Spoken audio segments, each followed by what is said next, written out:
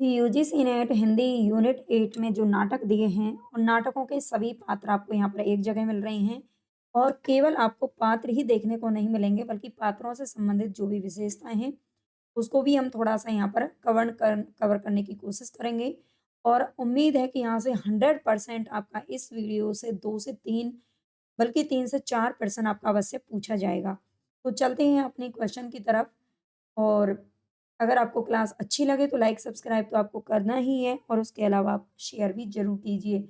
UGC net Hindi UGC net Hindi से संबंधित हमारे ये क्लासेस है। इसके अलावा आप कोई भी अगर परीक्षा दे रखे हैं तो सबके लिए इम्पोर्टेंट है। सभी नाटकों के और सभी नाटक आप जानते हैं हमारे में कितने नाटक दे रखे हैं, ये आप सभी को पता है। 14 नाटक हैं हमारे पूरे सिलेबस में। तो हम देखेंगे सबसे पहले यहाँ पर अंधेर नगरी। अंधेर नगरी का जो प्रकाशन वर्ष है, सबसे पहले यहाँ पर मैंने सबके प्रकाशन वर्ष लिख दिए हैं। 1881 ईस्वी में इसका प्रकाशन वर्ष है, जो कि भारतेंदु जी के द्वारा लिखा गया है। अंधेर नगरी, ठीक है? इस प्रहसन में कुल 28 पात्र हैं, कभी-कभी कुल से भी प्रश्न पूछ लिया जाता है, तो यहाँ पर ध्यान रखना। प्रहसन इसलिए कहा गया है, ये भी इम्पोर्टेंट है, ये पूछा जाता है, अंधेर नगरी की जो नाट्य विधा है, वो क्या है? तो ये प्रहसन है, ठीक है? एक-एक अक्षर में इसके में प्रश्न छुपा हुआ है, तो ध्यान से देखना ज़रा। नाटक के सभी पात्र कौन-कौन हैं? तो महंत, सबसे पहले नाम आता है महंत का, जो कि एक साधु है। गोवर्धन दास और नारायण दास दोनों के दोनों इसके क्या हैं? शिष्य हैं। ये भी पूछ लिया जाता है कि इसका जो लोभी शिष्य है ना? गोवर्धन दास किस प्रकार का शिष्य है? लोभी शिष्य है। ये ध्यान रखना, जो कि क्या लेके आता है? 2.5 सेर मिठाई लेके आता है। ये ध्यान रखना, ठीक है? तो ये महंत का लोभी शिष्य है, नारायण दास इसका अच्छा वाला शिष्य है, ठीक है? होता है ना, कुछ गुरु के चेले कुछ अच्छे होते हैं, कुछ बेकार होते हैं। आगे इसमें कुछ नाम आते हैं जो कि बहुत ही इम्पोर्टेंट हैं। कबाब वाला कबाब बेचता है, घासीराम चने बेचने वाले का नाम क्या है? घासीराम है, याद रखना। नारंगी वाला हलवाई मिठाई बेचेगा, कुंजड़िन सब्जी बेचती है, मुगल मेवे और फल वाला, पाचक वाला चूरन विक्रेता, मछली वाली जात वाला राजा, चौपट राजा, ठीक है? आगे है मंत्री, ये चौपट राजा का मंत्री है, 2 नौकर, राजा के 2 नौकर हैं, फरियादी जो कि राजा से न्याय माँगने आता है, जिसकी बकरी मर जाती है, ठीक है? अपनी बकरी के लिए न्याय माँगने वाला आता है, उसे बोलते हैं फरियादी, जो कि फरियाद आकर के करता है। फरियाद का अर्थ होता है प्रार्थना। कल्लू कल्लू बनिया, ठीक है? कल्लू बनिया जिसकी दीवार गिरने से फरियादी की बकरी मरी थी, कि वो कल्लू बनिया है। कारीगर कल्लू बनिया की दीवार बनाने वाला। चूने वाला कौन है? दीवार बनाने के लिए मसाला तैयार करने वाला। भिस्ती दीवार बनाने के लिए मसाले में पानी डालने वाला। कसाई भिस्ती के लिए मशक बनाने वाला और गडरिया कसाई को भेड़ बेचने वाला। 4 सिपाही राजा के सिपाही हैं, 4 सिपाही कोतवाल, माली और बनिया, ठीक है? कोतवाल, माली और बनिया, ये सारे के सारे पात्र हैं जो कि हमारे अंधेर नगरी से संबंधित हैं। और ये ऐसा नहीं हो सकता कि आप पेपर देने जा रहे हो, 4-5 दिन बाद आपका पेपर है और आपने अभी तक इसको नाटक को नहीं पढ़ा हो, ज़रूर पढ़ा होगा, ठीक है? तो इसलिए आपको ये अच्छे से समझ में आ जाएगा। ये तो शॉर्ट रिवीजन है जो आपको लास्ट टाइम पर करना ही चाहिए। भारत दुर्दशा नाटक की बात करें तो ये भी भारतेंदु जी का है, जो कि 1880 ईस्वी में प्रकाशित हुआ था, ठीक है? ये 1880 में हुआ था, अंधेर नगरी से 1 साल पहले ही हो गया था, ये ध्यान रखना। दुर्दशा, भारत की जो दुर्दशा है ना, वो पहले हुई थी, अंधेर नगरी बाद में, ठीक है? मुख्य पात्रों की बात करें तो इसमें सबसे पहले पात्र का नाम है भारत। नाटक में भारत नायक के रूप में आता है, ठीक है? नाटक में जो भारत है वो नायक के रूप में है, वह नाटक के दूसरे अंक में प्रवेश करता है। इनके प्रवेश करने का जो अ, अंक है ना, वो पूछा जाता है, ये ध्यान रखना। भारत दूसरे अंक में प्रवेश करता है। इसके बाद आता है भारत दुर्देव सिंह, नाटक में खलनायक के रूप में आता है, विलेन के रूप में, खलनायक बोलते हैं विलेन को, जो कि आप अच्छे से समझ सकते हो। ये नाटक के तीसरे अंक में प्रवेश करता है, ठीक है? भारत भाग्य भारत का एक सहयोगी चरित्र है। वह भारत के अतीत का गौरवगान करता है। जो भारत का भाग्य है ना, भारत को जगाने की कोशिश करता है, बार-बार जगाने की चेष्टा करता है, पर वह सफल नहीं हो पाता और अंत में वह आत्मघात कर लेता है। ठीक है? अंत में परेशान होकर के क्या कर लेता है? आत्मघात कर लेता है, ये ध्यान रखना। तो भारत भाग्य, भारत दुर्देव और भारत इसमें मुख्य पात्रों की श्रेणी में आते हैं। गौण पात्रों की बात करें तो इसमें आता है निर्लजता, ठीक है? ये गौण पात्र हैं, निर्लजता, डिसलॉयल्टी, पुलिस। डिसलॉयल्टी का अर्थ क्या होता है? देशद्रोह होता है, ठीक है? देशद्रोह। ये भी कहीं-कहीं आपको लिखा हुआ मिल जाता है। देशद्रोह, पुलिस, सत्यानाश, फौजदार, रोग, आलस्य और मदिरा, रोग, मेहर्द, कर, मध्य, आलस, अंधकार। अपव्यय, अदालत, फैशन और सिफारिश, फूट, डहा, लोभ, भय, उपेक्षा, स्वार्थपरता, पक्षपात, हठ, शोक, आश्रय भाजन, निर्बलता, ये सभी गौण पात्रों में आते हैं। बंगाली, महाराष्ट्री, एडिटर एडिटर और देसी महानुभाव, ठीक है? इसमें 6 लोगों की एक कमेटी बनती है, ठीक है? 6 लोगों की क्या बनती है?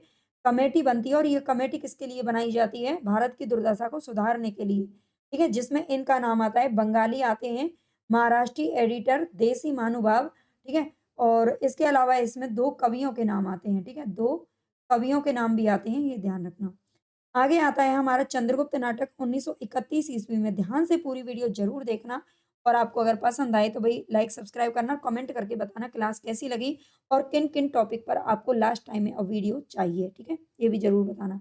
चंद्रगुप्त नाटक 1931 में प्रकाशित हुआ था और ये बताने की ज़रूरत तो नहीं है, प्रसाद जी का ये नाटक है, फिर भी बता देती हूँ। इसमें पुरुष पात्रों की बात करें तो सबसे पहला इसमें पात्र है चंद्रगुप्त। चंद्रगुप्त नाटक में धीरोदात्त नायक है। यहाँ पर इसका नायक का जो रूप है ना, वो धीरोदात्त है। ठीक है? ये दृढ़ संकल्प है, अच्छा है, आत्मविश्वासी है ना? तो इसलिए धीरोदात्त नाटक है, ये ध्यान रखना। चाणक्य इसमें दूरदर्शिता में व्याप्त ब्राह्मणत्व को प्रदर्शित करता है, ये वैदिक अनुयायी था। सिंगरन कौन है? अलका का प्रेमी है तथा मालवगण का प्रमुख, ये राष्ट्रीय भावना से ओतप्रोत है। कौन? सिंगरन। आगे है पर्वतेश्वर, ये पंजाब का राजा है, पर्वतेश्वर, जो अकेले सिकंदर से युद्ध करता है और पोरस के नाम से जाना जाता है, ठीक है? पोरस नाम से जाना जाता है, पर्वतेश्वर है ये पोरस, ध्यान रखना पोरस का नाम आपने इतिहास में ज़रूर सुन रखा होगा। आगे आता है नंद का नाम, मगध का सम्राट है उस समय पर जब चंद्रगुप्त छोटा था। कल्याणी का पिता है, भोगी विलासी प्रवृत्ति का शासक है। चंद्रगुप्त के द्वारा इसके शासन का अंत किया जाता है, ठीक है?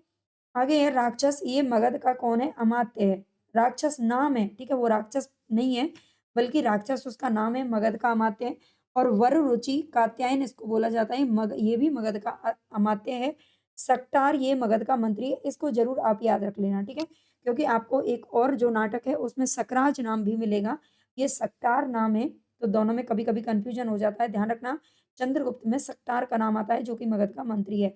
आंबिक कौन है? तक्षशिला का राजकुमार है आंबिक और गुरुकुल में चंद्रगुप्त का विरोधी पात्र है, ठीक है? गुरुकुल में जब चंद्रगुप्त पढ़ाई कर रहा होता है चाणक्य के संरक्षण में, तो उस समय आंबिक जो है ना, ये से क्या निभाता है? अपनी दुश्मनी। सिकंदर कौन है? ये ग्रीक का विजेता है, ग्रीक विजेता। फिलिप्स सिकंदर का क्षत्रप है। मौर्य सेनापति चंद्रगुप्त का पिता है। मौर्य सेनापति चंद्रगुप्त का पिता है। एनी एनिसाक्रीटिस ये सिकंदर का सहचर है। देवबल, नागदत्त गण मुख्य मालव गणतंत्र के पदाधिकारी हैं। साई बर्टिबस, मेगास्थनीज ये यवन दूत हैं, ठीक है? यवन से भेजे हुए क्या हैं? दूत है मेगास्थनीज और साई बर्टिबस। गांधार नरेश अंबिक का पिता है क्योंकि जो अंबिक है ये गांधार का राजकुमार है। सेल्यूकस ये भी सिकंदर का कौन है? सेनापति है। सेल्यूकस सिकंदर का सेनापति है और दांड्यायन की बात करें तो ये एक तपस्वी है, ठीक है? दांड्यायन कौन है? एक तपस्वी है, ये भी ध्यान रखना।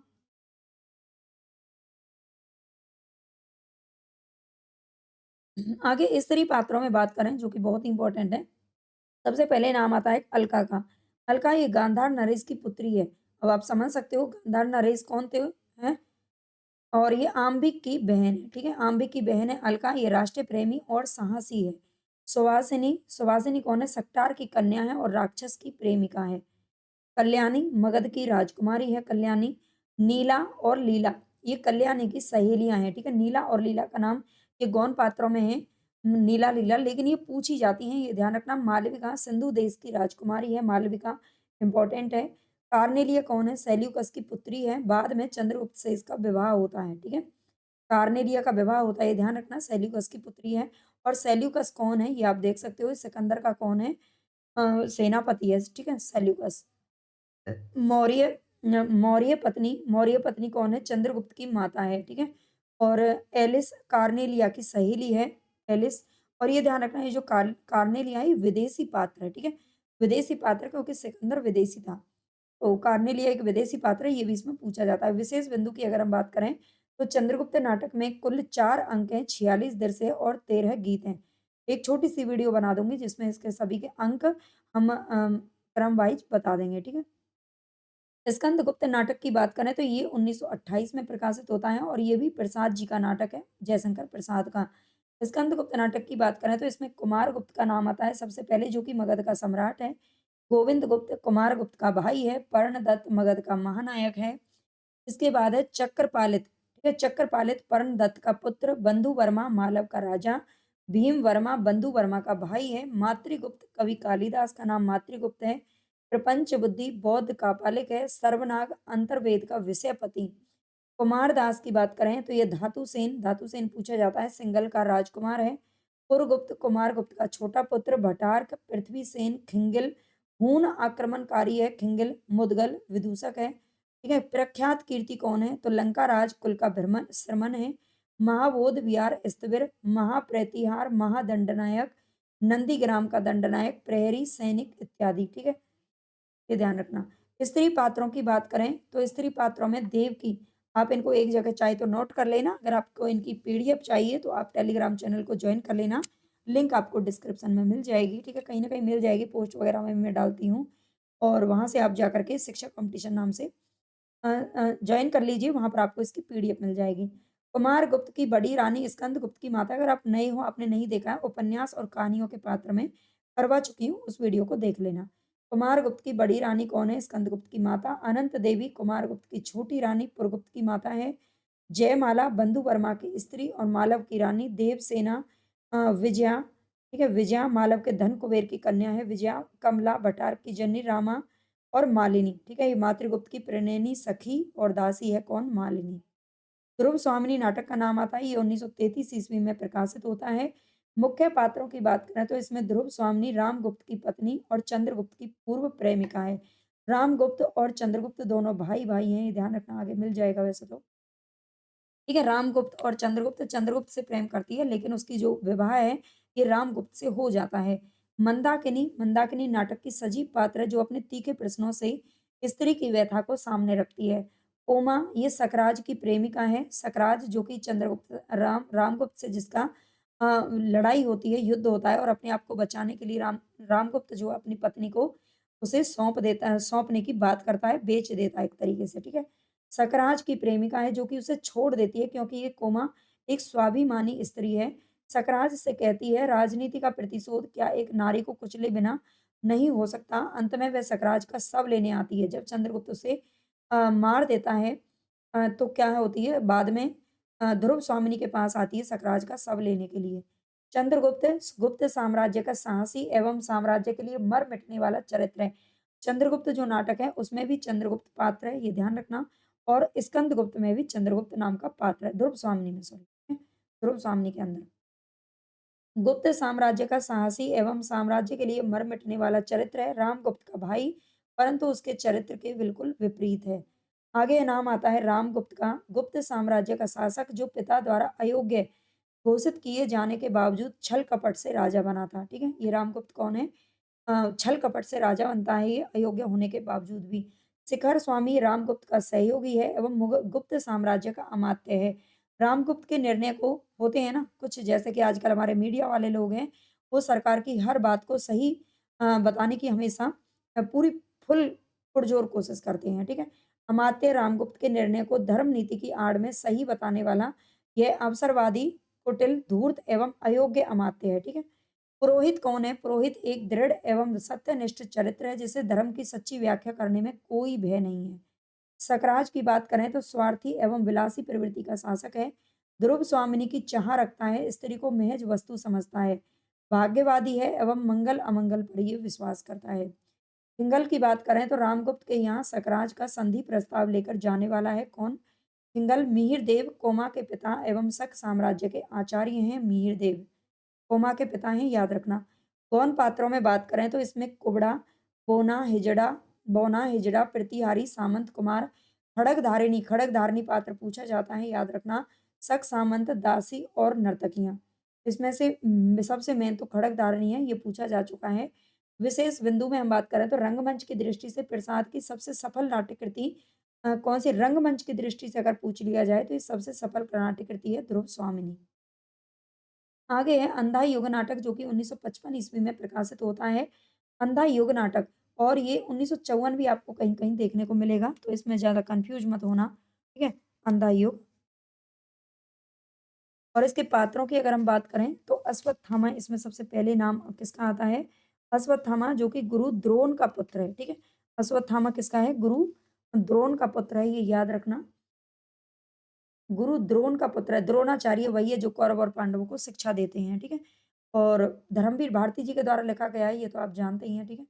मैं बता देती हूँ। दुर्योधन का मित्र है लेकिन कृष्ण तथा पांडवों से शत्रुता का संबंध रखने वाला है कौन? अ, अश्वत्थामा, ठीक है? आगे है कृष्ण पौराणिक कथा से भिन्न मानवीय रूप में चित्रित प्रभु की छवि है। ठीक है? कृष्ण जी गांधारी धृतराष्ट्र की पत्नी है तथा कौरवों की माँ है। धृतराष्ट्र जो कि जन्म से ही अंधे हैं, हस्तिनापुर के राजा तथा पुत्र मोह में अंधा पिता है। अगर कभी महाभारत देखी, पढ़ी होगी, सुनी होगी तो ज़रूर आप ये सब पता कर लेंगे। ना कौरवों के पिता हैं। कृतवर्मा कौन है? युद्ध के बाद भी ये जीवित रहने वाला है। कौरवों की ओर से युद्ध में लड़ने वाला है, ठीक है? ये किसकी ओर से लड़ा था? ये पूछा जाता है तो कृतवर्मा ने कौरवों की ओर से लड़ाई की थी। कृतवर्मा, कृत क से कृत, क से कौरव, ठीक है? संजय की बात करें तो संजय व्यास द्वारा इसे दिव्य दृष्टि कहाँ से प्राप्त हुई थी? तो व्यास ने की थी, ठीक है? दिव्य दृष्टि प्राप्त करके महाभारत के युद्ध का आँखों देखा वृत्तांत धृतराष्ट्र को सुनाने वाला। वृद्ध याचक कौन है? तो एक कल्पित पात्र है जो कौरवों की विजय की भविष्यवाणी करता है। ये कह देता है कि कौरवों की ही विजय होगी, लेकिन भविष्यवाणी झूठी हो जाती है। बाद में ही अश्वत्थामा इसकी क्या कर देता है? हत्या कर देता है। युयुत्सु कौन है? तो धृतराष्ट्र का दासी से उत्पन्न पुत्र है, जो कि युद्ध में पांडवों की तरफ से लड़ता है, युद्ध के अंत तक बचा रहता है। देख लीजिए इसी तरह से 100 हो गए थे कौरव, है ना? विदुर की बात करें तो विदुर गांधीवादी पात्र हैं। कृष्ण भक्त कुशल राजनीतिज्ञ धृतराष्ट्र को समझाने का प्रयास करते हैं। ठीक है, गांधीवादी पात्र कौन? विदुर। गांधीवादी पात्र ध्यान देना क्या कह रहा है, ठीक है? गांधीवादी पात्र इसमें कौन है? तो विदुर है। विदुर जो कि कृष्ण का तो भक्त है ही है बल्कि कुशल राजनीतिक भी है। धृतराष्ट्र को बार बार समझाने की कोशिश करता है लेकिन नहीं मानता और ये युद्ध में भाग भी नहीं लेते हैं। गौण पात्रों में कौन है? तो प्रहरी 1, प्रहरी 2 भी है, युधिष्ठिर, भीम, व्यास, गूंगा भिखारी, कृपाचार्य और बलराम। अच्छा, इसमें आपको ये ध्यान रखना पड़ेगा जो भीम है और जो युधिष्ठिर है, पांडवों में 2 के नाम आते हैं और दोनों के दोनों गौण पात्रों में शामिल हैं। ठीक है? याद रखना कृपाचार्य भी गौण पात्रों में शामिल है। आगे विशेष बंधु, इस नाटक में केवल एक ही स्त्री पात्र है, वो है गांधारी, ठीक है? एक ही स्त्री पात्र आया है, इसमें देख लेना द्रौपदी वगैरह का नाम इसमें कहीं आता नहीं है। आगे है सिंदूर की होली। सिंदूर की होली 1934 ईस्वी में प्रकाशित होता है और ये लक्ष्मी नारायण मिश्र के द्वारा लिखा गया है। ये लक्ष्मी नारायण, ये हमारे सिलेबस में थोड़ा गलत लिखा हुआ है, वहाँ पर लाल लिखा हुआ है, उसको सही कर लेना। ये मिस्र के द्वारा लिखा गया है, कन्फ्यूज़ मत होना, ठीक। मुख्य पात्रों में इसमें सबसे पहले नाम आता है मुरारी लाल, डिप्टी कलेक्टर जो कि स्वभाव से भ्रष्ट, धोखेबाज और चरित्रहीन है। आज की जो क्लास है ना, वो थोड़ी-सी लंबी होगी उपन्यास और कहानियों की अपेक्षा, क्योंकि इसमें थोड़े पात्र भी ज़्यादा हैं और इनको अच्छे से देखना भी पड़ता है, ठीक है? यहाँ से पूछा जाता है। डिप्टी कलेक्टर जो कि स्वभाव से भ्रष्ट, धोखेबाज और चरित्रहीन है। रजनीकांत की बात करें तो ईमानदार, निर्भीक और कर्तव्यनिष्ठ पात्र है, जिसके ना होते हुए भी पूरा नाटक इसी के केंद्र में घूमता है। चंद्रकला इससे प्रेम करती है। मनोरमा ये विधवा है, वैधत्व को झेल रही तर्कशील नारी पात्र है। मनोज शंकर कौन है? बांसुरी बजाता रहता है और अपने पिता की मौत के कारणों को नहीं जान पाने के कारण मानसिक रूप से विक्षिप्त सा रहता है। मनोज भी कैसा है? तर्कशील प्राणी है। आगे है चंद्रकला, मुरारी लाल की पुत्री है जिसे रजनीकांत से पहली नज़र में प्रेम हो जाता है और जब रजनीकांत की मृत्यु होती है तो वो क्षोभ से भर उठती है और मरना पड़े रजनीकांत के हाथों से अपनी मांग में सिंदूर भर लेती है, ठीक है? सिंदूर की होली, याद रखना सिंदूर की होली। तो सिंदूर से क्या कर लेती है? अपनी मांग भर लेती है मरे हुए रजनीकांत के हाथों से। भगवत सिंह ये एक जमींदार है जो रजनीकांत की हत्या करवाता है, उसका सहायक रहता है। हरनंदन रजनीकांत की हत्या में सहायक है। एक डॉक्टर पात्र है इसमें। गौण पात्रों में बात करें तो माहिर अली, हरनंदन और कुछ और जन हैं। आधे अधूरे नाटक ये 1969 ईस्वी में प्रकाशित हुआ था, आधे अधूरे नाटक। और ये किसके द्वारा लिखा गया? मोहन राकेश। ये आधे अधूरे नाटक मोहन राकेश के द्वारा लिखा गया है। 1969 में प्रकाशित होता है। इसके पात्रों की बात करें तो इसमें एक काले सूट वाला आदमी है जो कि पुरुष 1, पुरुष 2, पुरुष 3 और पुरुष 4 की भूमिकाओं में आते हैं। यानी कि आदमी एक ही है लेकिन रोल उससे 4 करवाए हैं, ऐसा समझ लेना, ठीक है? जैसे होता है ना जुड़वा रोल आते हैं सलमान खान, अक्षय कुमार या फिर शाहरुख खान के, ठीक है? तो इस तरह से ये 4 पुरुषों की भूमिका में आता है। पहले जब ये आता है पुरुष एक का वेश वेश आपसे पूछा जाता है, मोस्ट इम्पोर्टेंट है, ध्यान रखना इसमें से। वेश पूछा जाता है कि जब पुरुष एक के रूप में आता है पुरुष, तो वो उसका वेश क्या रहता है पुरुष एक के रूप में। तो पतलून कमीज पहने हैं महेंद्र नाथ के रूप में, नाम उसका क्या है, महेंद्र नाथ है, जो कि सावित्री का पति है, ठीक है। और ये पतलून कमीज पहने हुए है, एक बहुत ज्यादा मतलब गरीब टाइप में है, ज्यादा आर्थिक समस्या से जूझता हुआ। पुरुष दो के रूप में पतलून और बंद गले का कोट अब इसने पहन लिया है, ठीक है। सिंघानिया के रूप में आता है दूसरे रूप में। पुरुष 3 के रूप में पतलून और टी-शर्ट पहन लेता है, पतलून के ऊपर अब जगमोहन के रूप में आता है। पुरुष 4 के रूप में पतलून के साथ पुरानी काठ का लंबा कोट पहने हुए है, जुनेजा के रूप में, ठीक है। तो ये भी याद रखना है, पुरुष 1 का नाम क्या है, पुरुष 2 का नाम क्या है, 3, 4 का नाम क्या है, ठीक है। स्त्री की बात करें तो सबसे पहले नाम आता है स्त्री, इसमें सावित्री है, जो कि उम्र 40 के लगभग है, ठीक है। 40 के लगभग इसकी क्या है, उम्र है। केंद्रीय पात्र यही है, पुरुष एक महेंद्रनाथ की ये पत्नी है, एक पूर्ण मनुष्य की तलाश में रहती है, यानी कि इसका जो अपना पति है ना, उससे ही संतुष्ट नहीं है और एक पूर्ण मनुष्य की हमेशा तलाश में रहती है। अलग-अलग पुरुषों से क्या बनाती है, मतलब संबंध रखती है। अ, और ये जो चारों पुरुष है ना, वो इसके घर बार-बार आते-जाते रहते हैं। एक तो इसका पति है, 3 बाकी, ठीक है। बड़ी लड़की उम्र 20 से इसके ऊपर नहीं है, बिन्नी है, सावित्री की बड़ी बेटी, ठीक है। बड़ी लड़की के नाम से ही उसमें आता है, बड़ी लड़की, छोटी लड़की, उसका नाम है बिन्नी। याद रखना सावित्री की बड़ी बेटी है और उम्र इसकी 20 से ज़्यादा नहीं है। छोटी लड़की की जो उम्र है, उम्र बताई गई है इसमें, तो पूछा भी जा सकता है क्वेश्चन, 12 और 13 के बीच में है और इसका नाम है किन्नी, ये सावित्री की छोटी बेटी है। लड़का की बात करें तो लड़का उम्र 21 के आस-पास ये लड़का है, अशोक सावित्री का बेटा है। आषाढ़ का एक दिन ये भी मोहन राकेश के द्वारा लिखा गया नाटक है, 2 लगते हैं मोहन राकेश के नाटक। ये 1958 ईस्वी में प्रकाशित होता है। मुख्य पात्रों की बात करें तो इसमें मल्लिका का नाम आता है, जो कि कालिदास की प्रेमिका है। मल्लिका विलोम से नफ़रत के बावजूद भी इसका विवाह उसी से होता है, ठीक है? विलोम से। कालिदास कौन है? मामा मातुल द्वारा प्रतिपालित है। प्रतिपालित यानी कि पालन-पोषण इसका किसने किया था? तो इसकी माता मामा ने किया था, जिसका नाम है मातुल। ऋतुसंहार, कुमार संभवम, मेघदूत और रघुवंश का रचयिता है। अपना गाँव छोड़कर घुटन महसूस करता है। अपना गाँव छोड़ कर के कहाँ चला जाता है? कश्मीर जाना इसे पड़ता है। अपनी सृजनशीलता भी खो देता है वहाँ पर जाकर के। अंबिका मल्लिका की माँ है। मल्लिका और कालिदास के प्रेम से नाखुश है। मल्लिका का विवाह कराने को इच्छुक है, ठीक है? अंबिका, याद रखना। विलोम कौन है? ये ग्राम पुरुष है। कालिदास के समक्ष प्रतिनायक के रूप में ही आता है। कालिदास के उज्जैनी जाने से पूर्व मल्लिका तथा कालिदास के विवाह का प्रस्ताव करता है कौन? जो विलोम है, ठीक है? लेकिन बाद में इसी के साथ में विवाह होता है। गौण पात्रों में दंतुल, जो कि राजपुरुष है। मातुल कालिदास का मामा है, जो कि इसका पालन-पोषण करता है। कवि चाटुकार वाचाल कालिदास के साथ कश्मीर जाता है, ठीक है? कालिदास के साथ में कहाँ जाता है? कश्मीर जाता है, जो उसका मामा है। आगे निक्षेप, ये भी ग्राम पुरुष है निक्षेप। मल्लिका से कालिदास का हठ यानी उज्जैनी ने जाने को तुड़वाने का अनुरोध करता है, ठीक है? कश्मीर, उज्जैनी जब वो नहीं जाता है, मना कर देता है कालिदास, तो उसका हठ कौन तोड़ता है? मल्लिका तोड़ती है ना? उसकी हठ को हाँ में बदल देती है और ये किसके कहने पर? निक्षेप के कहने पर। आगे नाम आता है इसमें रंगिनी, नागरी मृदंग और वीणा वादक है, सुंदर प्रणय गीत लिखती है। संगिनी, नागरी नृत्यांगना और नाटक लिखने में इसको रुचि है। संगिनी को अनुस्वार, अनुनासिक ये 2 अधिकारी हैं। प्रियंगु मंजरी, ठीक है? ये 3 पात्र बहुत इंपॉर्टेंट है, बार-बार पूछे जाते हैं। प्रियंगु मंजरी ये राजकन्या है, कालिदास यानी कि मातृगुप्त की पत्नी है। उसे वहाँ पर जाके विवाह कर लेता है इससे। कालिदास ये याद रखना। इस नाटक पर आधारित फ़िल्म का निर्माण 1971 ईस्वी में निर्देशक मनी कौल के द्वारा हो चुका है, ठीक है? पतंजलि का उल्लेख भी इस नाटक में किया गया है, इम्पोर्टेंट था इसलिए डाल दिया ये पॉइंट। आगे है आगरा बाज़ार किसके द्वारा लिखा गया? हबीब तनवीर।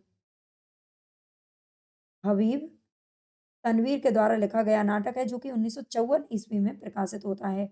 इस नाटक में कोई केंद्रीय पात्र नहीं है। नजीर इस नाटक में कहीं भी पात्र के रूप में उपस्थित नहीं है, लेकिन केंद्र में वही है। इस नाटक में कोई भी केंद्रीय पात्र नहीं है, ये ध्यान रखना। आगरा बाजार में नजीर इस नाटक में कहीं भी पात्र के रूप में उपस्थित नहीं है। आगे है ककड़ी बेचने वाला फकीर, तरबूज वाला, लड्डू वाला, किताब वाला, पतंग वाला, कनमेलिया, ठीक है? कनमेलिया यानी कि कान के मैल को निकालने वाला, पान वाला, मदारी, अजनबी, शायर, हमजोली, तज के सनवासी, ग्राहक बेनजीर, बेनजीर सौदा लड़का करीमन, चमेली हिजड़ा, इसके अलावा दर्जी रामू पंसारी, दरोगा नवासी, तमास बीन, हमीद अंधा भिखारी, बेनी प्रसाद तवलची, सारेगिया और गंगा प्रसाद। ठीक है, ये सभी आप याद रख लेना। इसमें पूछा जाता है ककड़ी बेचने वाला, तरबूज वाला, ठीक है, लड्डू वाला, फकीर, ये सब पूछे जा सकते हैं। इनको याद रखना। बकरी नाटक ये 1974 ईस्वी में प्रकाशित होता है और किसके द्वारा लिखा गया है? सर्वेश्वर दयाल सक्सेना। ये सर्वेश्वर दयाल सक्सेना जी का नाटक है बकरी। इसमें पात्र कौन है? तो नट, नटी, भिस्ती, दुर्जन सिंह, युवक, काकी, राम, परमवीर, सत्यवीर, सिपाही, विप्ती। विप्ती की बकरी है, ये याद रखना, काका, चाचा। ठीक है, ये सभी इसके पात्र हैं। आगे एक और द्रोणाचार्य 1977 ईस्वी में प्रकाशित होता है, जो कि शंकर शेष के द्वारा लिखा गया है। ठीक है, इनके सबके लेखक, इनके सबके प्रकाशन वर्ष और सभी की भूमिका, और मैं आपको एक अलग से वीडियो बनाकर सभी की भूमिका एक साथ करवा दूँगी, तो वो भी बहुत ज़रूरी है, जितनी हो पाएँगी, और इनको याद रखना, ये सब इम्पोर्टेंट है, ठीक है? अरविंद एक मध्य वर्गीय प्राइवेट कॉलेज का अध्यापक है, लेकिन आपको ज़्यादा से ज़्यादा सपोर्ट करना है, ज़्यादा से ज़्यादा बच्चे हाइप करें, कमेंट करें और शेयर करें। अरविंद एक मध्य वर्गीय प्राइवेट कॉलेज का अध्यापक है। अरविंद लीला अरविंद की पत्नी का नाम है। यदु अरविंद का साथी मित्र है, जो कि शिक्षक है। प्रेसिडेंट राजकुमार का बाप, शिक्षा का व्यवसाय करने वाला, ठीक है? राजकुमार का पिता है कौन? प्रेसिडेंट राजकुमार प्रेसिडेंट का बेटा है। प्रिंसिपल 60 वर्ष का व्यक्ति है, प्रेसिडेंट का चाटुकार। विमलेंदु, विमलेंदु की बात करें तो ये अरविंद का मित्र है, मित्र अध्यापक जिसकी हत्या हो चुकी होती है। चंदू, ये 20 वर्ष का लड़का है। चंदू अरविंद का चहेता शिष्य है, जिसे नकल का झूठा आरोप लगाकर कॉलेज से निकाल दिया जाता है। ठीक है, चंदू कौन है? 20 वर्ष का लड़का है, ये ध्यान रखना। अनुराधा, ये चंदू की कौन है? प्रेमिका है, जिस पर राजकुमार बलात्कार का प्रयास करता है, अंत में आत्महत्या कर लेती है। रेसिडेंट चंदू को नकल करते पकड़ने वाले अध्यापक हैं। सुदीप, ये अरविंद का बेटा है। इसमें कुछ महाभारत कालीन पात्रों के भी नाम आते हैं, ठीक है, क्योंकि इसमें दो कथाएं एक साथ चलती हैं, दो समानांतर कथाएं एक साथ चलती हैं, महाभारत कालीन और आधुनिक काल की, ठीक है। तो द्रोणाचार्य कृपि, ये द्रोण की पत्नी और वह अश्वत्थामा की माता है। अश्वत्थामा द्रोणाचार्य और कृपि का बेटा है। द्रुपद, भीष्म, अर्जुन, एकलव्य, युधिष्ठिर, धृष्टद्युम्न और सैनिक, ठीक है, ये महाभारत कालीन पात्र हैं। आगे नाम आता है अंजो दीदी नाटक का। अंजो दीदी उपेंद्र नाथ अस्क का नाटक है, जो कि 1954-55 में ये प्रकाशित होता है। प्रमुख पात्र इसमें कौन है? अंजलि इसका प्रमुख पात्र है, जिसका नाम, जिसे अंजो के नाम से जानते हैं। अपने विचारों को दूसरों पर थोपने की मनोवृत्ति उसे संस्कार में मिली थी। ठीक है, ये हमेशा क्या करती है? अपने विचारों को दूसरों पर, यानी कि अपने जो बच्चे हैं या फिर जो अपना भाई हो या फिर कोई भी हो, अपना पति हो, उन पर सब पर थोपने थोपने की पूरी कोशिश करती है। और वो कहती है कि मैं चाहती हूँ मेरा घर भी घड़ी की तरह ही चले। वो कहती है कि हम सबकी जो ज़िंदगी है ना, वो घड़ी की तरह है, और ये मैं चाहती हूँ कि मेरा घर भी घड़ी की तरह चले, हम सब उसके पुर्जे बन जाएँ और नियम पूर्वक अपना-अपना काम करते जाएँ। अपनी एहवादिता द्वारा बनाई नियमबद्धता की कीमत वह जान दे कर के चुकाती है। श्रीपत, ये अंजलि का भाई है, यानी कि अंजू का भाई है।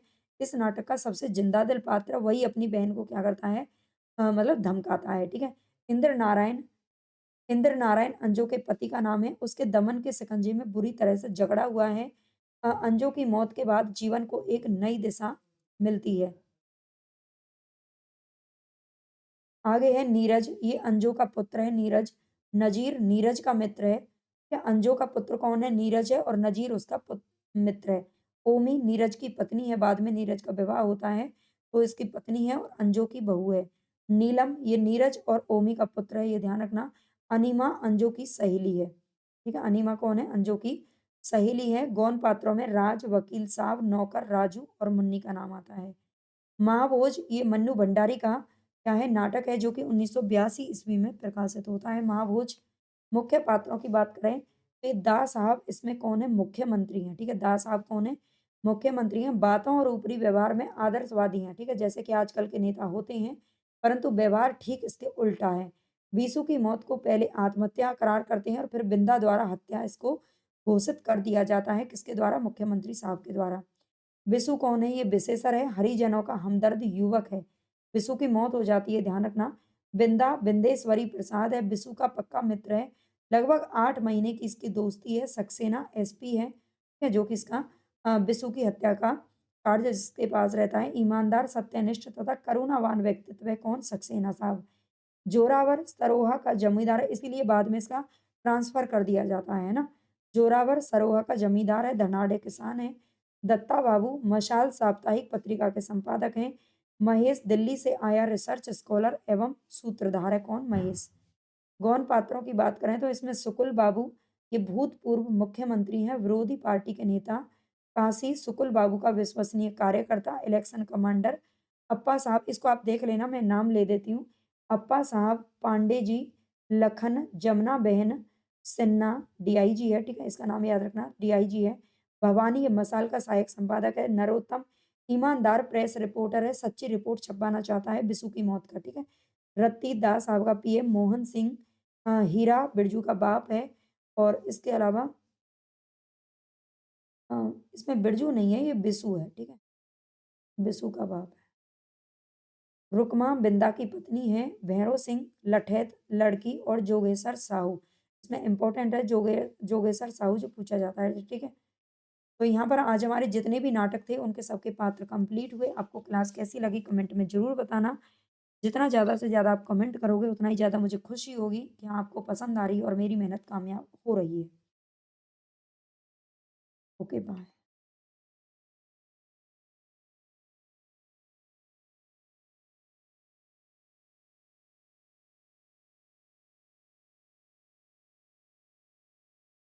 मैं पूरे दावे के साथ आपको कह सकती हूँ कि इस वीडियो से आपके 100% 3 से 4% आपको देखने को ज़रूर मिलेंगे यूजीसी नेट में।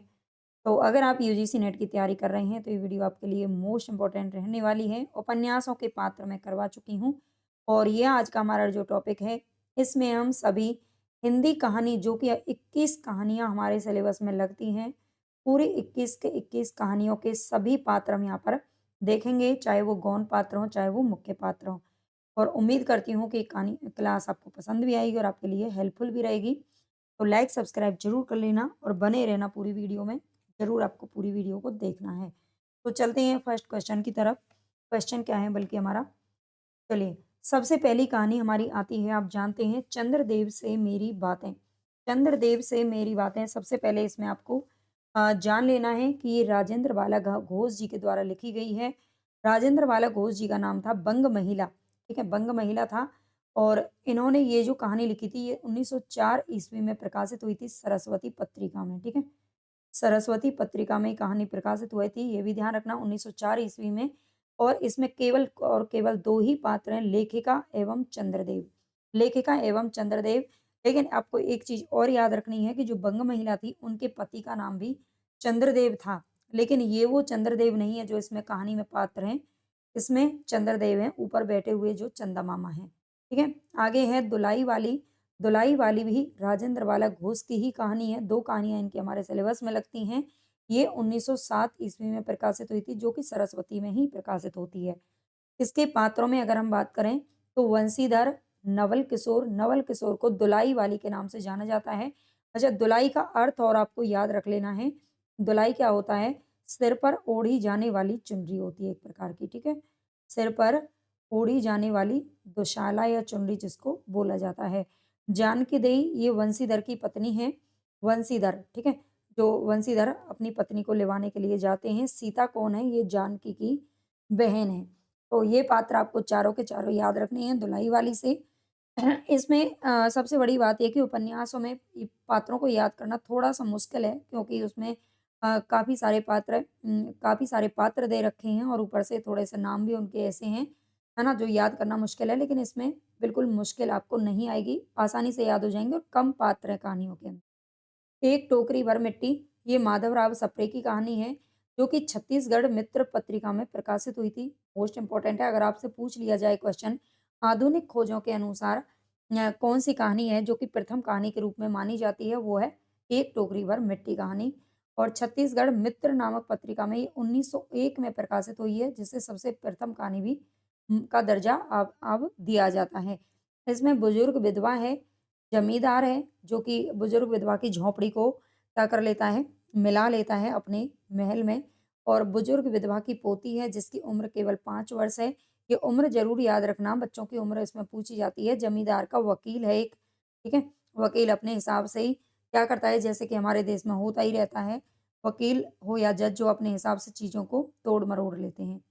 तो जमींदार का वकील है, ये याद रखना। राही, अगली कहानी आती है हमारी राही, जो कि सुभद्रा कुमारी चौहान के द्वारा लिखी गई है और ये कब प्रकाशित हुई थी? 1947 ईस्वी में। इसे याद रखना बड़ा मुश्किल थोड़ा आसान है, मुश्किल नहीं है, आसान है।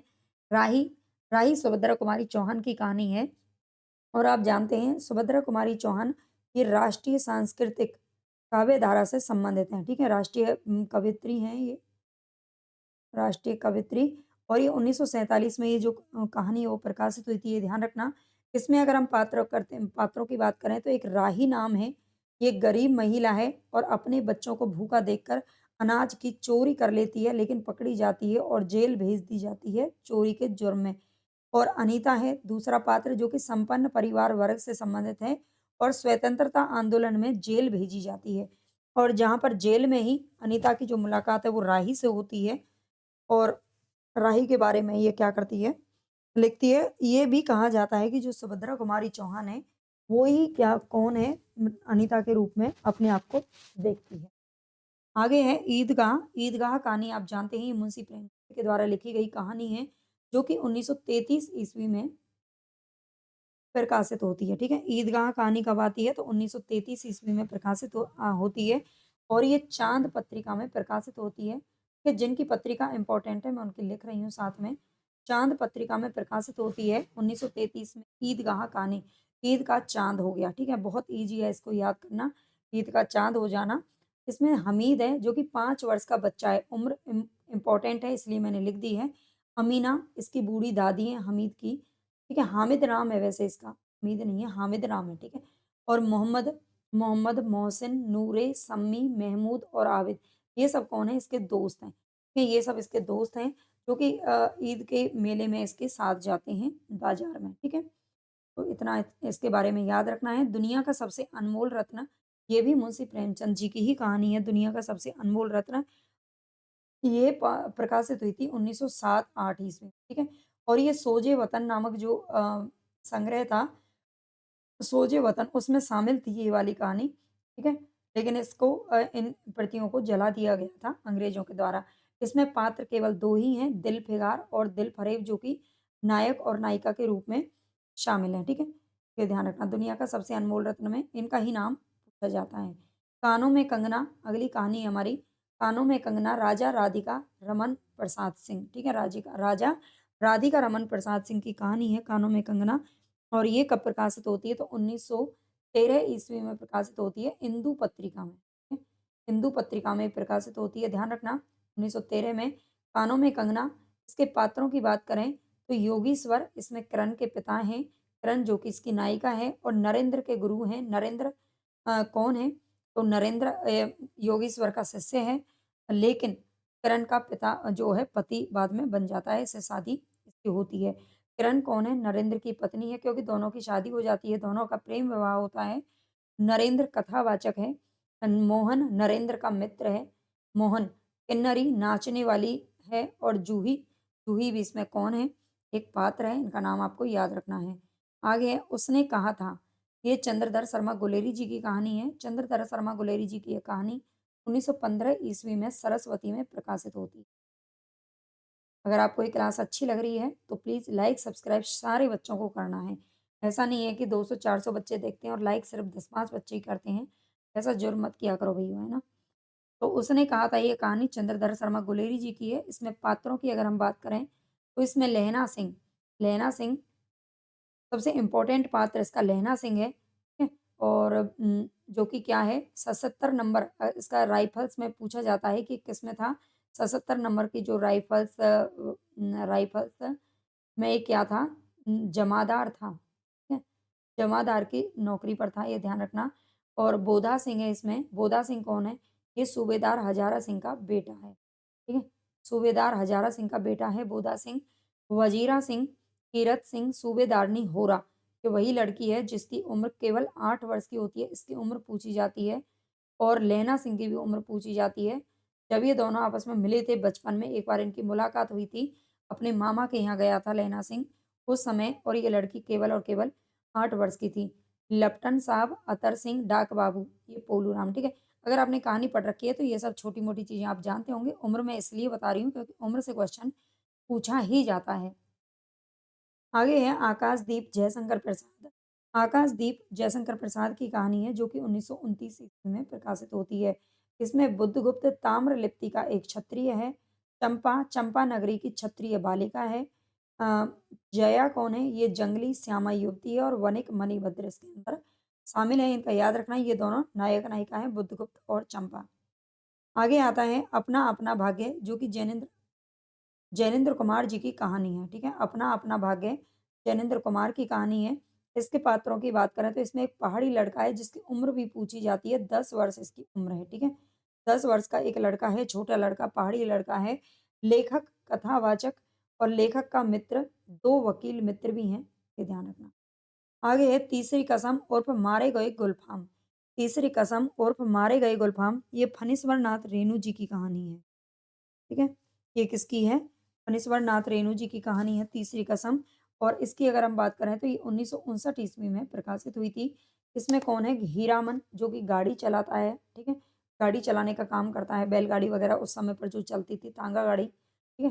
बैलगाड़ी चलाता है। हीराबाई इन नौटंकी कंपनी में काम करने वाली है। अच्छा, एक क्वेश्चन इससे पूछा जाता है, ये किस नौटंकी कंपनी में काम करती थी? तो इस कंपनी का नाम था मथुरा मोहन। ठीक है? ये इसकी कंपनी का नाम है इसलिए लिख दिया यहाँ पर।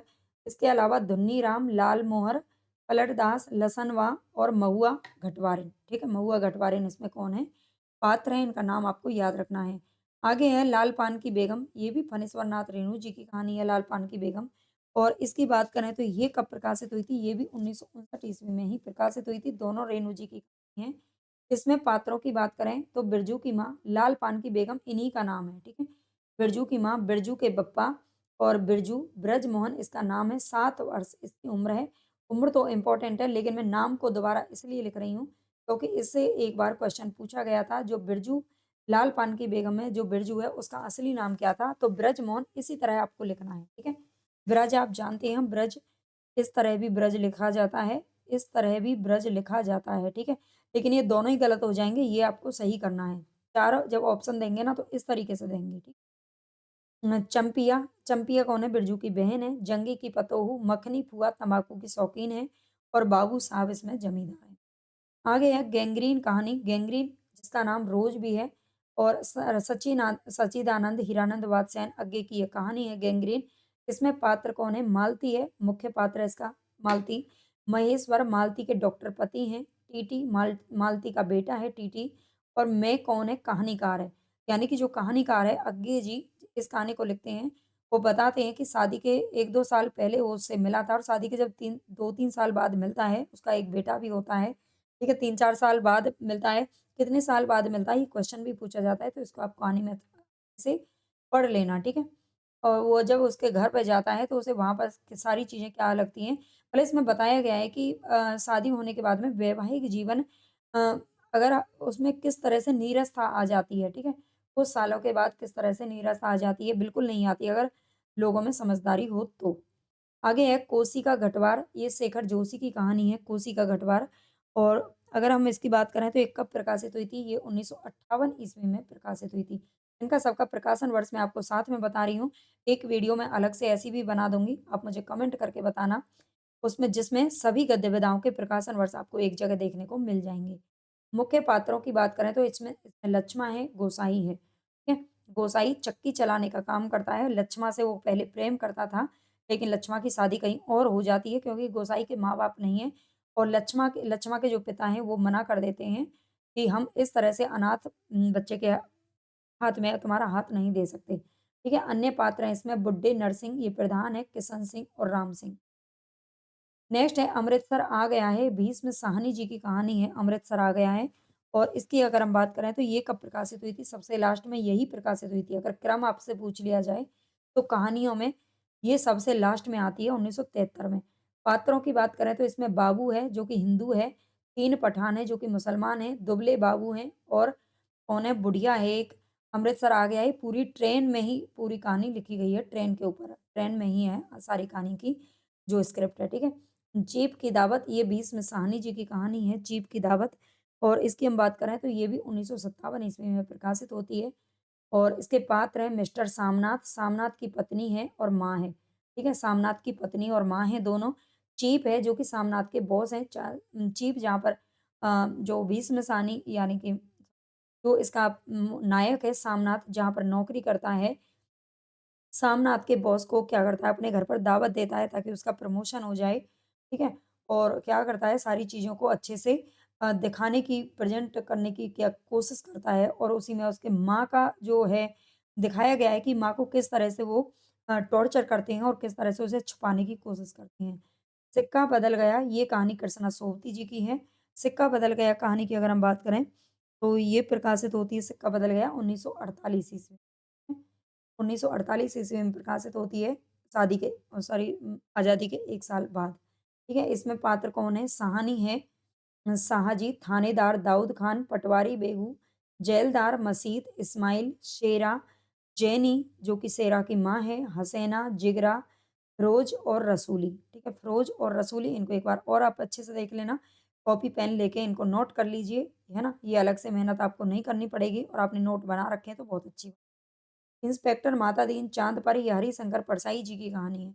पूरी क्लास ज़रूर देखना और लाइक सब्सक्राइब तो ज़रूर कर ही लेना है, शेयर कर देना और प्लीज़ हाइप कर दिया करो, ठीक है? आपकी बड़ी मेहरबानी होगी। बताइए, इंस्पेक्टर मातादीन चाँद पर ये हरिशंकर परसाई जी की एक व्यंग्यात्मक कहानी है, जो कि 1968 ईस्वी में प्रकाशित हुई थी। 1968 में प्रकाशित हुई थी। और इसके पात्रों की बात करें तो इसमें एक मातादीन है ना? मातादीन का याद रखना है, गोदान उपन्यास में भी मातादीन नाम का पात्र है, ठीक है? डिपार्टमेंट में एमडी साहब हैं ये, बलभद्र हवलदार है, रामस जीवन हवलदार है, गृह मंत्री सचिव, पुलिस मंत्री कोतवाल और मुंशी अब्दुल गफूर। ठीक है, ये इसके पात्र हैं, इनको आपको अच्छे से याद रखना है। आगे है पिता नामक कहानी है ज्ञान रंजन की। पिता नामक कहानी किसकी है? तो ये ज्ञान रंजन की है, जो कि 1965 ईस्वी में प्रकाशित हुई थी। पात्रों में इसमें एक पिता है, सुधीर बेटा है और देवा कौन है? सुधीर की पत्नी है। इसमें केवल 3 ही पात्र हैं जो पूछे जाते हैं। राजा निर्वंशिया, ये कमलेश्वर जी की कहानी है। इसमें 3 पात्र हैं, जगपति जो कि पति है, चंदा उसकी पत्नी है और बचन सिंह, ये बच्चन सिंह नहीं है, सॉरी, ये बचन सिंह है, ठीक है? बचन सिंह इसका नाम है, बचन सिंह, बच्चन सिंह नहीं आएगा, बचन सिंह आएगा, ठीक है? तो बचन सिंह इसमें 3 पात्र हैं। जहाँ पर जगपति बीमार रहता है और अस्पताल में रहता है, वहाँ पर बचन सिंह क्या होता है, अ, डॉ अस्पताल में कंपाउंडर का काम करता है, ठीक है? जैसे चंदा से प्रेम हो जाता है। आगे है परिंदे कहानी, निर्मल वर्मा जी की कहानी है परिंदे। और ये कब प्रकाशित होती है? तो ये भी 1959 ईस्वी में प्रकाशित होती है। 1959। इसमें पात्र कौन है? तो Latika, Latika, major Girish, doctor Mukherjee, mister Hubert, Karimuddin, miss Wood और फादर एलमंड। तो ये परिंदे कहानी के पात्र हैं, निर्मल वर्मा जी की कहानी है। तो यहाँ पर हमारी ये जो क्लास है वो कंप्लीट हो चुकी है। ज़्यादा समय नहीं लेते हुए हमने पूरा किया। अगर आपको अच्छी लगी और आपके लिए यूज़फुल है, तो सबसे पहले तो आपको हाइप कर देना। जब आप लाइक करते हैं, तो तुरंत ही एक ऑप्शन निकल कर के आता है नीचे, जहाँ कमेंट करते हैं वहाँ पर हाइप।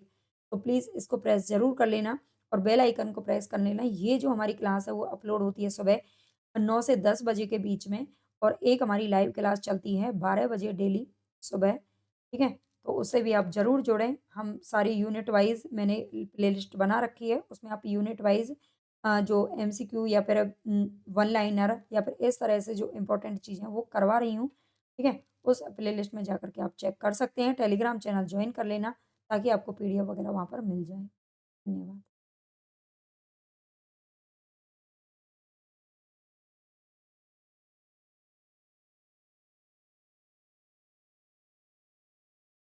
सभी उपन्यासों के पात्र, और यहाँ से 100% आपकी परीक्षा में अगर आप यूजीसी नेट या फिर एमपी सेट की तैयारी कर रहे हो, तो यहाँ से 100% आपके 2 से 3% पूछे ही जाएँगे। तो इस वीडियो को मैं ज़रूर आप बने रहना, पूरी वीडियो ज़रूर देखना। और आपको ये मेहनत भी नहीं करनी पड़ेगी कि आपको अलग से ये सारे पात्र लिखने पड़ें, क्योंकि ये मेहनत मैंने कर ली है और आपका काम है इस मेहनत को अब साकार करना और अच्छे से इसको वीडियो को पूरी देख लेना, समझ लेना। अगर आप लेके बैठना चाहिए चाहें तो पेन कॉपी लेके बैठ जाइए और इसको लिखना शुरू कर दीजिए। सभी उपन्यासों के पात्र यहाँ पर आपको एक ही जगह पर मिल जाएँगे, जो कि बहुत ही इम्पोर्टेंट यहाँ पर रहने वाले हैं। देवरानी जेठानी की कहानी, आप जानते हैं देवरानी जेठानी की कहानी सबसे पहला उपन्यास है जो कि हमारे सिलेबस में लगता है, ठीक है? देवरानी जेठानी की कहानी। 1 सेकंड बस मैं पेन चेंज कर लेती हूँ, थोड़ा-सा कलर जच नहीं रहा है। हम लेंगे रेड कलर, ठीक है? चलिए। तो देवरानी जेठानी की कहानी उपन्यास के सभी पात्र कौन से हैं? तो सबसे पहले मैं आपको बता दूं, ये जो उपन्यास है ये 1870 ईस्वी में प्रकाशित हुआ था, जो कि पंडित गौरी दत्त शर्मा के द्वारा लिखा गया था। इसके आगे नहीं बताऊंगी। इसमें पात्र कौन कौन से हैं? तो लाला सर्वसुख जो कि मुख्य पात्र हैं, दौलत राम इनका बड़ा बेटा है, मुलिया और कन्हैया इसके दोनों पुत्र हैं, छोटे लाल इनका छोटा बेटा है, नन्हे और मोहन छोटे लाल के दोनों बच्चे हैं, ज्ञानो इनकी बड़ी बहू का नाम है और आनंदी छोटी बहू का नाम है। यानी ज्ञानो और आनंदी यही दोनों क्या हैं? देवरानी जेठानी। ठीक है, आनंदी देवरानी है जो कि पढ़ी लिखी है और जेठानी है ज्ञानो। पार्वती, पार्वती कौन है? इनकी सास का नाम है। और सुखदेई कौन है? पार्वती और सुखदेई देख लेना, एक सास है और एक नंद है, ठीक है। गौण पात्रों में कौन कौन आते हैं? तो शिवदयाल, बंसीधर, ज्ञानचंद, डूंगर, गंगाराम, भगवान देई, दिल्ला पांडे, हर साय कावली, लाला दीनदयाल, किरपी, किरपी का भी नाम इसमें आता है, लाला बुलाकी दास, झल्लामल, मुंशी टिकट नारायण, राम प्रसाद। ये झल्लामल पूछा जा चुका है ना? तो ये भी याद रखना। इसमें हमारे जो गौण पात्र हैं वो भी मोस्ट इंपॉर्टेंट है, ठीक है। गौण पात्रों से भी प्रश्न आजकल ज्यादा पूछे जाने लगे हैं, तो ध्यान से इनको देख लेना।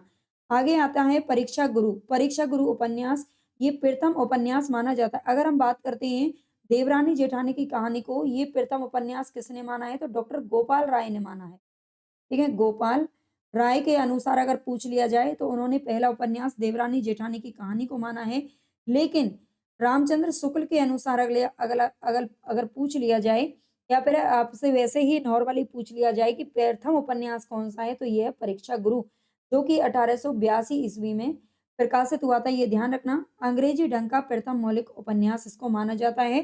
परीक्षा गुरु किसके द्वारा लिखा गया है? तो लाला श्री निवास दास ने लिखा है, ठीक है। लाला श्रीनिवास दास ने, जो भी मैं आपको बोल रही हूँ और बता रही हूँ ना, ये मोस्ट इंपॉर्टेंट है। वीडियो अगर आपको पसंद आई तो पूरी तो आपको देख ही लेना है। कमेंट में जरूर बताना आपको क्लास कैसी लगी है और आपको किस टॉपिक पर क्लास और चाहिए ये भी बताइएगा।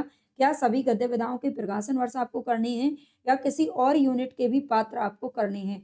लाला मदन मोहन, लाला ब्रज किशोर, मुंशी चुन्नीलाल, मास्टर सिंबू दयाल और हर किशोर, ये परीक्षा गुरु के पात्र हैं, ध्यान रखना। लाला मदन मोहन इसका मुख्य पात्र है, और इसके अलावा लाला ब्रज किशोर इसका वकील दोस्त है, मुंशी चुन्नीलाल, शंभुदयाल, इनको याद रखना। गौण पात्र इसमें कौन कौन आते हैं?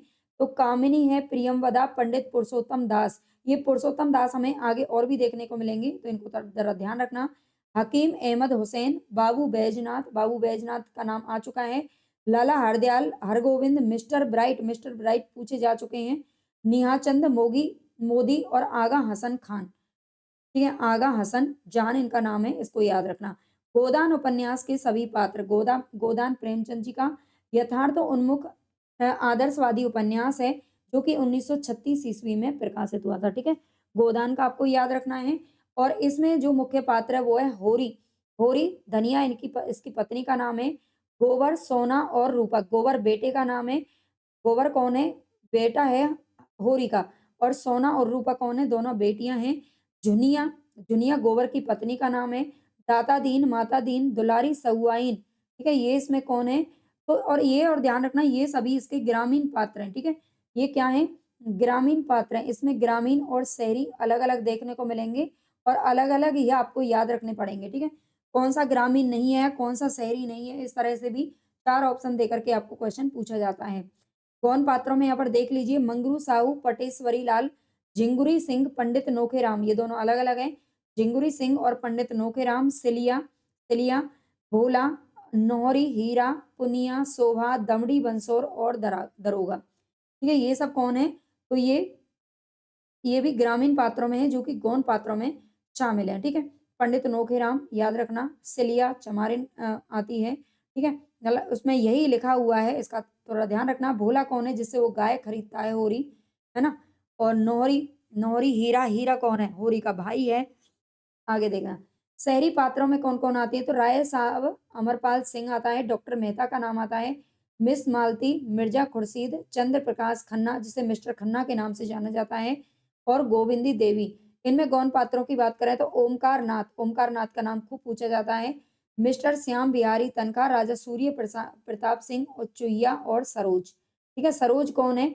सरोज मिस मालती की बहन है। ठीक है, मिस मालती की बहन है सरोज। और ये वही सरोज है जो कि डॉक्टर मेहता जब क्या करते हैं, भाषण देते हैं, है ना? ये नारियों पर भाषण देते हैं और उसमें सरोज इनका विरोध करती है। ठीक है, ये भी क्वेश्चन पूछा जाता है। आगे आता है शेखर एक जीवनी उपन्यास के पात्र कौन-कौन है? शेखर एक जीवनी जो उपन्यास है 1940-41 में प्रकाशित हुआ था और ये किसके द्वारा लिखा गया? अज्ञे के द्वारा लिखा गया है। ये जो मैं आपको साथ में बता रही हूँ ना, ये मोस्ट इम्पोर्टेंट चीज़ें हैं। शेखर एक जीवनी उपन्यास के पात्रों में शेखर का नाम आता है, हरिदत्त, सरस्वती इसकी बड़ी बहन थी। शेखर एक जीवनी में सरस्वती कौन है? शेखर की बहन है, शारदा, शशि और शांति। शांति वो लड़की है जो कि तपेदिक की मरीज़ है। ठीक है, 18-19 साल की ये लड़की है और तपेदिक की मरीज है, ये ध्यान रखना। ठीक है, उसकी उम्र है। और गौण पात्रों में कौन-कौन है? शारदा और शशि वो लड़कियां हैं जो शेखर की जिंदगी में मिलती हैं। शेखर की माँ गौण पात्रों में आती है मनिका, कुमार प्रतिभा। ठीक है, कुमार प्रतिभा, ईश्वर दत्त, प्रभु दत्त, रवि दत्त, चंद्र, राघवन और सदाशिव। ये दो पात्र आपके पूछे जा चुके हैं, राघवन और सदाशिव। ठीक है, ये अभी 2023 में शायद ये क्वेश्चन आया था। राघवन और सदाशिव किस उपन्यास के पात्र हैं? तो ये गौण पात्रों में से पूछा गया था, ये थोड़ा ध्यान रखना। राघवन और सदाशिव किसके हैं? शेखर एक जीवनी। आगे नाम आता है बाणभट्ट की आत्मकथा। बाणभट्ट की आत्मकथा का जो प्रकाशन वर्ष है 1946 में हुआ था और हजारी प्रसाद द्विवेदी के द्वारा ये लिखा गया है।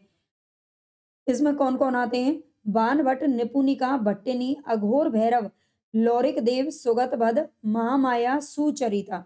ये बाणभट्ट की आत्मकथा के पात्र हैं और इसमें इनके अलावा हर्षवर्धन, कृष्णवर्धन, विग्रह वर्मा, तुवर और राजश्री। ठीक है, ये भी पात्र इसके अंदर आते हैं तो इनको भी याद रखना है। आगे आता है मेला आंचल उपन्यास जो कि प्रथम आंचलिक उपन्यास है और ये प्रकाशित हुआ था 1954 ईस्वी में। ठीक है, अगर आपको सारी गद्य विधाओं के इसी तरह से प्रकाशन वर्ष और पात्र पढ़ने हैं तो मुझे कमेंट में जरूर बताना। मेला आंचल उपन्यास का और ये किसके द्वारा लिखा गया है? रेणु के द्वारा लिखा गया, यानी कि फणीश्वर नाथ रेणु। डॉक्टर प्रशांत इसमें है, विश्वनाथ प्रसाद। ठीक है, विश्वनाथ प्रसाद इसके अंदर है। विश्वनाथ अभी हमने ऊपर भी देखा था। ठीक है, कहाँ देखा था आप बताना। और बलदेव, बावन दास, कालीचरण, कमली, लक्ष्मी, महंत सेवादास, प्यारो, रौदी बूढ़ा, लड़सिंह दास। अगर आप पेपर की तैयारी कर रहे हो ना तो आपने ये जरूर अब तक पढ़ रखे होंगे। आपको रिवाइज करने के लिए इसी तरह के नोट्स बनाने की जरूरत है लास्ट टाइम पर। सुमृत दास, पार्वती की माँ, चलित्र कर्मकार, चुन्नी गोसाई। ठीक है, ये सभी पात्र किसके हैं? तो इनको थोड़ा अच्छे से याद रख लेना। इसमें से मोस्ट इंपोर्टेंट है, डॉक्टर प्रशांत का तो नाम पूछा ही जाता है, बलदेव, बावन दास ये भी पूछे जाते हैं। तो उसमें जो ऊपर दे रखे हैं ना वो काफी ज्यादा पूछे जाते हैं। रौदी बूढ़ा भी पूछ लिया जाता है ना? आगे देखेंगे गौण पात्रों में रामदास, राम कृपाल सिंह, खिलावन यादव, वासुदेव, तहसीलदार हरगौरी। ठीक है, ये पूछा जाता है तहसीलदार हरगौरी। डब्ल्यू जी मार्टिन भी पूछा जाता है, रामकिशन बाबू, गंगा प्रसाद यादव, हरकू तेली और जालिम सिंह। ठीक है, ये पूछे जा चुके हैं, मैं उनको बता रही हूँ। आगे इन इन सभी गौण पात्र भी आपको अच्छे से याद रखने हैं। ठीक है, झूठा सच उपन्यास के सभी पात्र। तो झूठा सच जो उपन्यास है ये यशपाल जी के द्वारा लिखा गया है। यशपाल जी के द्वारा लिखा गया है, ये ध्यान रखना। और ये 2 भागों में प्रकाशित हुआ था, एक 1958 और दूसरा 1960। ठीक है, ये 2 अलग-अलग टाइम पर प्रकाशित हुआ था। वतन और देश इसका पहले भाग का नाम था और दूसरे भाग का नाम है देश और देश का भविष्य। ठीक है, और इसके जो मुख्य पात्र हैं वो कौन है? तारा, जयदेव पुरी और कनक। ये बहुत ईज़ी याद करना है क्योंकि 3 ही पात्र हैं इसके अंदर। तो गौण पात्रों में कौन-कौन आते हैं? असद, शीला, डॉक्टर प्राणनाथ, सोमराज पंडित, गिरधारी लाल, महेंद्र नायर, करमचंद कशिश, रतन, कृष्ण नारायण अवस्थी, मेहर, नब्बू। ठीक है, नब्बू कौन है? इसको ध्यान रखना। विश्वनाथ सूद, देखो इसमें भी विश्वनाथ का नाम आया है। ठीक है, मैं बार-बार आपको बता रही हूँ, ये झूठा सच में भी आता है। विश्वनाथ और विश्वनाथ मेला आंचल में भी आता है। ठीक है, विश्वनाथ प्रसाद यहाँ पर देख लीजिए, ये मेला आंचल के अंदर भी है और झूठा सच में भी विश्वनाथ का नाम आता है, ये विश्वनाथ सूद है। उर्मिला, बंती का नाम आता है। पुरुषोत्तम, नरोत्तम, पीएस गिल, निरंजन चड्ढा, जया, सीता, पूरनदेई और डॉक्टर श्यामा। ठीक है, सीता का एक नाम हमारा किस में आता है? सीता का धुलाई वाली जो कहानी है उसमें भी सीता का आता है। देखो यहाँ पर बताना इसलिए आपको ज़रूरी है, उसमें केवल और केवल यही नहीं पूछा जाता है ऑप्शन में कि ये किस उपन्यास का पात्र है, सीधा-सीधा ये पूछ लिया जा सकता है कि ये किस व रचना का पात्र है। अब रचना में आपका कहानी नाटक कुछ भी दिया हो सकता है, ठीक है? तो वहाँ पर थोड़ी दिक्कत हो जाती है, यहाँ तो आपको थोड़ा जल्दी समझ में आ जाता है, ठीक है? मानस का हंस उपन्यास किसके द्वारा लिखा गया है? तो अमृतलाल नागर ने लिखा है। अमृतलाल नागर का ये उपन्यास है जो कि तुलसी जी की जीवनी पर आधारित है और ये 1972 ईस्वी में प्रकाशित हुआ था। तुलसीदास तुलसी तुलसीदास तुलसी है ना? तुलसी नहीं है, ये हुलसी है भई। ये हुलसी है और हुलसी कौन थी? तुलसीदास की माँ का नाम था।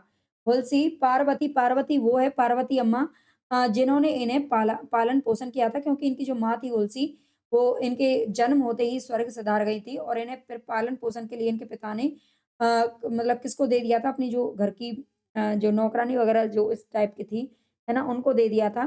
तो पार्वती इन्होंने पाला था। नरहरि बाबा, मोहिनी रत्नावली इनकी पत्नी का नाम है, शेष सनातन। नरहरि बाबा और शेष सनातन दोनों इनके कौन हैं? गुरु हैं, ये ध्यान रखना ये इनके शिक्षा गुरु हैं और नरहरिया दास या फिर नरहरि बाबा इनके कौन हैं? दीक्षा गुरु हैं, दीक्षा गुरु, ठीक है? ये ध्यान रखना। और इसके बाद है गंगेश्वर तारापति, तारापति कहा जाता है कि इनका एक बेटा भी था, लेकिन तुलसीदास को इसके बारे में पता भी नहीं था, जब वो घर छोड़कर चले गए थे तब हुआ था और ये बाद में मर भी गया था, ऐसा कहा जाता है। टोडरमल, टोडरमल इनके मित्र थे, जयराम शाह, गंगाराम, कैलाश, मेघा भगत, मैना कारिन और बकरीद का, इनका सबका नाम याद रखना। तमस उपन्यास की अगर बात करें तो ये 1973 ईस्वी में प्रकाशित हुआ था, जो कि भीष्म साहनी जी के द्वारा लिखा गया है।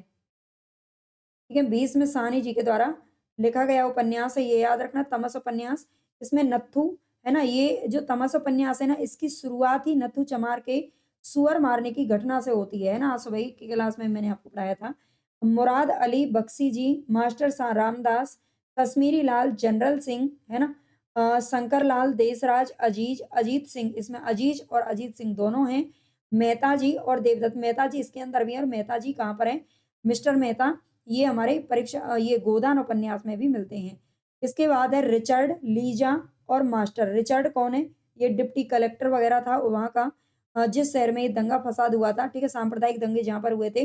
रिचर्ड वहाँ का कलेक्टर था लेकिन और लीजा कौन थी? इसकी पत्नी थी, है ना? और पत्नी इनकी कहती है इस दंगे को रोकने के लिए लेकिन रिचर्ड नहीं रोकता है और बाद में जब वहाँ पर क्या करता है? बाद में आता है जब सब कुछ खत्म हो जाता है, ठीक है? तो मास्टर देवव्रत, रणवीर, बोधराज, धर्मदेव, शंभू, नायक, मनोहर, इंद्र, प्रोफेसर, रघुनाथ, हयात बख्श पूछा जाता है, हर्बर्ट पूछा जाता है, लाला लक्ष्मी नारायण, नानकू, फातिमा, सालोत्री साहब, जत्थेदार, किशन सिंह का नाम एक बार और ऊपर हमने पढ़ा है, सरदार हरि सिंह को देख लेना, हरि सिंह ऊपर भी था शायद, और बिशन सिंह मनिहारी वाले, शेख गुलाम रसूल, सरदार तेज सिंह, युवा प्रीतम सिंह, सोहन सिंह, मीरदाद, मीरदाद का नाम इंपॉर्टेंट है, गोपाल सिंह, बलदेव सिंह इसमें भी आता है और ये मेला आंचल में भी आता है। हरनाम सिंह पूछा जाता है, बंतो इसमें आता है, बंती, बंतो कहाँ पर आता है? बंतो का नाम याद रखना तमस उपन्यास में और बंती का नाम झूठा सच में है। ठीक है, दोनों अलग-अलग हैं। इकबाल सिंह, एहसान अली, राजो, राजो पूछा जाता है, अकरा, रमजान, नूरुद्दीन, अल्लाह रखा और पिरकासो। ठीक है, ये नीचे वाले ज़्यादा इंपॉर्टेंट हैं, इनको देख लेना। राग दरबारी उपन्यास की बात करें तो ये श्रीलाल शुक्ल जी के द्वारा लिखा गया है। श्रीलाल शुक्ल ने लिखा है राग दरबारी उपन्यास याद रखना और ये 1968 ईस्वी में प्रकाशित हुआ था 1968 में, ठीक है। वैद्य जी ये राजनीति के मास्टरमाइंड है। वैद्य कौन है? ये गांव के वैद्य जी के नाम से जाने जाते हैं और राजनीति के मास्टरमाइंड है। बद्री पहलवान, रंगनाथ, रुपन, खन्ना मास्टर, मास्टर मोतीराम, जोगीनाथ, शनिचर, ये जोगीनाथ और शनिचर पूछे जा चुके हैं पात्र, इनको याद रखना। बेला, लंगड़, रामदीन, भीकम खेड़वी और इसमें गौण पात्रों में कौन-कौन आता है? कालिका प्रसाद, कुसर प्रसाद, गयादीन, गयादीन का नाम याद रखना। गोदान में मातादीन और दातादीन 2 नाम आते हैं, लेकिन जो गयादीन का नाम है ये किसमें आता है? तो ये आपका वही कहाँ पर आता है? और राग दरबारी में आता है, ठीक है। पंडित राधेलाल, शत्रुघ्न सिंह, ठीक है, और रिपु दमन, सर्वदमन सिंह, डॉक्टर बलराम सिंह। गयादीन का नाम इसमें से अच्छे से याद रखना।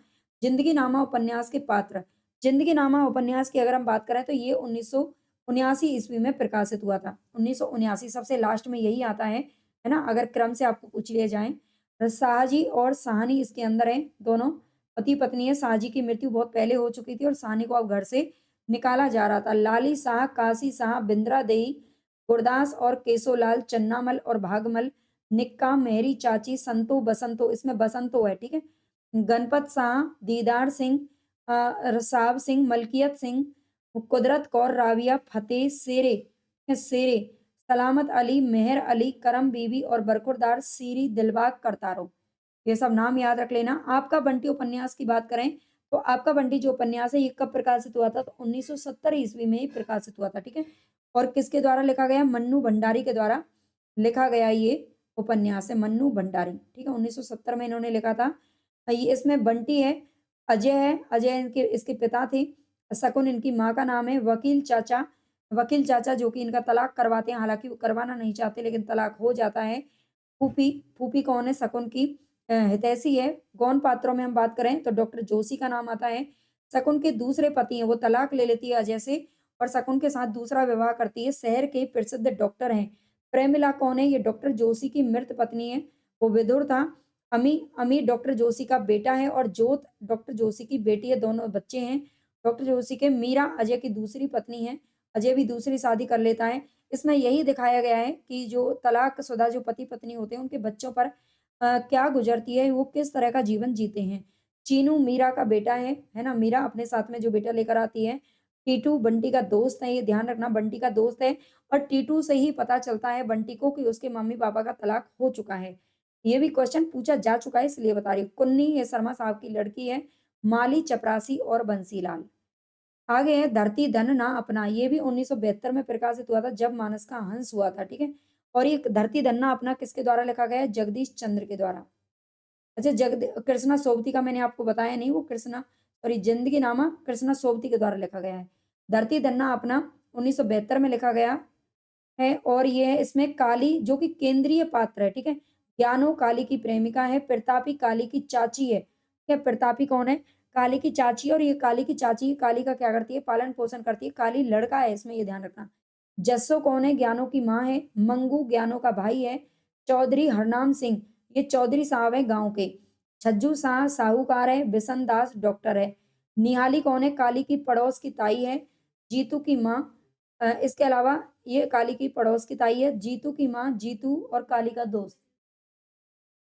काली का दोस्त प्रीतो कौन है? पड़ोस की चाची है। निक्कू ये प्रीतो का पति मुंशी है।